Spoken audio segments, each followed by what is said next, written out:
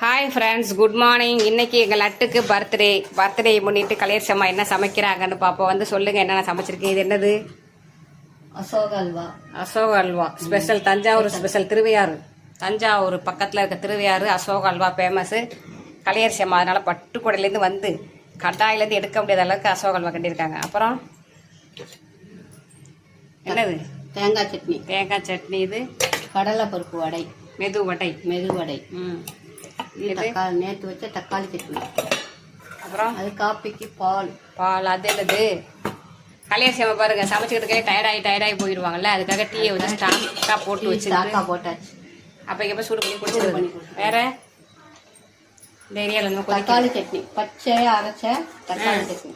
பாப்பாவுக்கும் அப்பாவுக்கும் பிடிச்ச சட்னி. ஆமாம், அதனால தக்காளி சட்னி, பச்சை சட்னி. இதுக்கு பேர் பச்சை சட்னி. இது வடைக்கு ரெடி ஆகிட்டு. வடையை தட்டுங்க. வடை ரெடி ஆயிடுச்சு. மசால் வடை எண்ணெயில் இறக்கி விட்டாங்க கலையரசி. ஒரு வடையை இறக்கி விட்டு பொரிக்கட்டும். அதுக்கப்புறம்